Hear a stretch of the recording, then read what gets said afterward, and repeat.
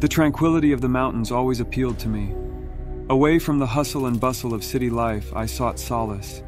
When I found an advertisement for a silent retreat nestled deep in the heart of the mountains, it felt like the universe was answering my call. The retreat was a beautiful wooden lodge surrounded by pines and overlooking a serene lake. Guests were expected to maintain complete silence for the duration of their stay, to truly connect with themselves and nature. Days were structured but simple. Morning yoga, meditation sessions by the lake, nature walks, and evening group reflections by the campfire in the center courtyard. Several people brought sleeping bags out there to sleep under the stars instead of staying in their cabins. The silence was therapeutic. Words often complicate things, and their absence made interactions pure. On the second night, I walked out a bit into the woods to smoke a joint that I brought, which was the only rule I broke. I had been doing the juice fast, detoxing in the steam room and only drinking water besides the gross detox drink each morning. The weed made me hungry, but it also made me really high, so I questioned what I saw out there. The soft chirping of crickets and the distant hoot of an owl my only company. I began to notice them subtle movements in the periphery, faint silhouettes that seemed to dance between the trees. The shadows were real. A chill ran down my spine. I grabbed my flashlight, its beam cutting through the darkness, but the shadows always stayed a step ahead. I sprinted back to the campfire and woke up everyone, frantic. I pulled out a notebook and wrote, "There are people out there watching us." Thomas walked up to me holding his nose and waving his finger at me, clearly smelling the weed. Then he pointed to my sleeping bag and put a finger over his mouth. I felt stupid. I was very high and just got paranoid.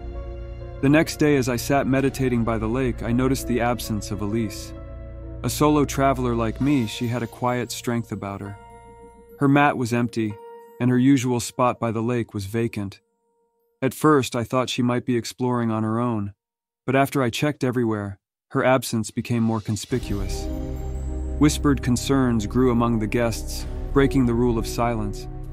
I approached the retreat's manager, a gentle-looking man named Owen. "Has anyone seen Elise?" I asked.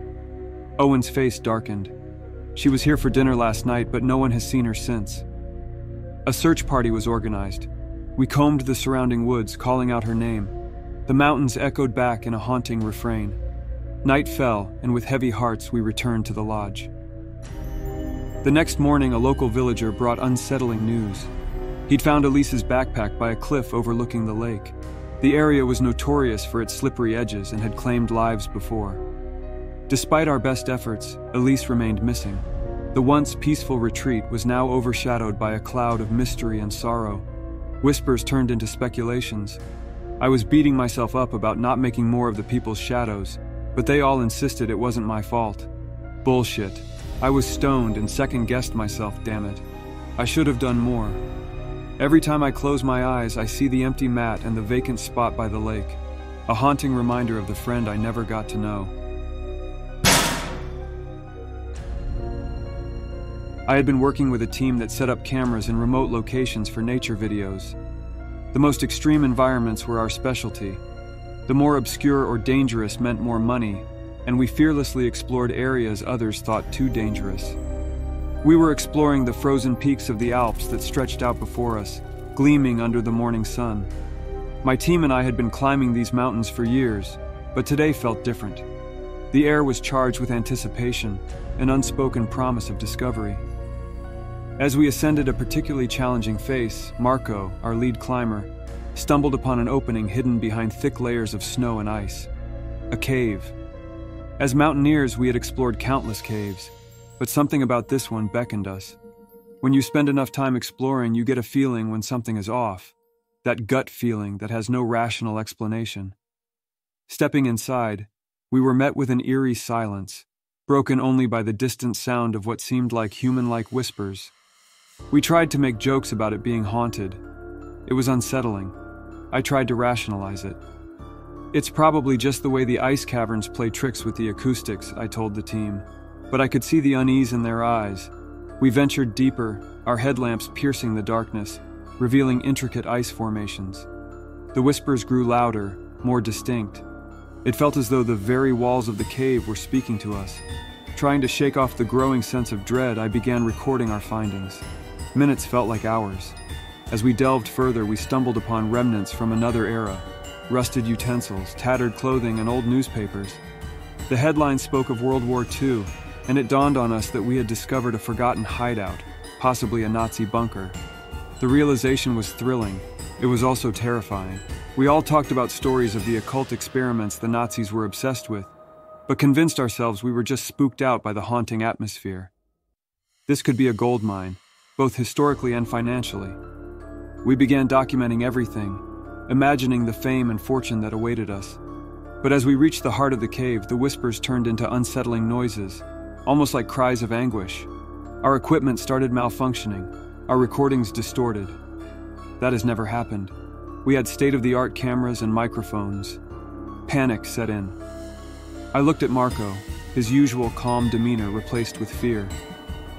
"We need to get out," he whispered. We did not need a discussion with the rest of the team. Everyone was already frantically scrambling back towards the cave entrance. The journey out felt endless. The cave that once promised discovery now felt like a trap, the walls closing in on us. As we finally emerged, the bright daylight seemed blinding. We took a moment to catch our breath, the weight of our discovery sinking in. Around the campfire that night, we debated our next steps. The potential of our find was undeniable, but the haunting memories of the cave's depths and its mysterious echoes held us back. "I don't think I can go back in there," said Elena, her voice shaky. All of us felt the same. We would try to sell whatever footage we managed to pick up, and let braver souls pick up where we left off. I had always been someone that loved the outdoors, and I was excited when my friends invited me to go hiking up a freshly snow-filled mountain. I thought of simple power-walking trails. The snow would make it fun. Our hiking trip was supposed to be a simple winter adventure, but the blizzard had other plans. We were several hours into our journey, about to head back, when the snowstorm hit with unexpected fury. Visibility dropped to nearly zero, and the biting cold threatened to freeze us to our bones. Stumbling blindly, we found salvation in the form of an old abandoned cabin. Its walls provided shelter against the raging storm. We were safe, or so we thought. None of our cell phones could get a signal, and the storm seemed to be getting stronger by the minute. This was not what I signed up for. Inside, the cabin held remnants of its past: old furniture, a moth-eaten rug, and a dusty shelf filled with trinkets and old journals. As the night drew closer and the storm intensified, I picked up one of the journals to pass the time. The entry spoke of a recurring terror. The writer described nights filled with loud, guttural noises, far too menacing to be that of any known animal. They wrote about finding massive scratches on the cabin's exterior, too large even for a bear.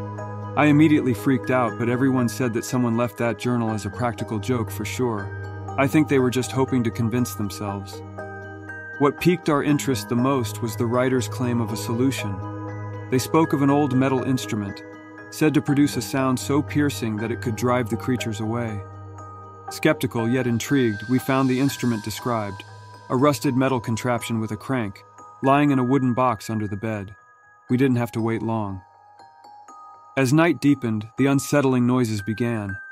First, it was a distant growl echoing through the woods, then heavy thuds and the sound of claws scraping against wood. The walls of the cabin vibrated with the sheer force of the noise outside. Fear gripped us. Remembering the journal's advice, I grabbed the metal instrument and turned the crank. The resulting sound was deafening, a high-pitched screech that seemed to pierce the very fabric of the night. We braced ourselves, waiting. To our astonishment, the noises outside ceased almost immediately. The forest fell silent, save for the howling wind. We took turns keeping watch, the instrument always within arm's reach, but the creatures did not return. Come morning, we ventured outside. The evidence was clear. Huge scratches marred the cabin's exterior, circling it like a predator marking its territory. But they were old, weathered. There were also fresh marks from the previous night. We left the cabin with a sense of unease, the weight of its history pressing down on us. The journals, the scratches, the instrument, they all told a story of terror, but also of resilience and survival. As we made our way back to civilization, the sun shining bright and the snow glistening around us, I couldn't help but wonder what the hell actually happened. Time for new hobbies.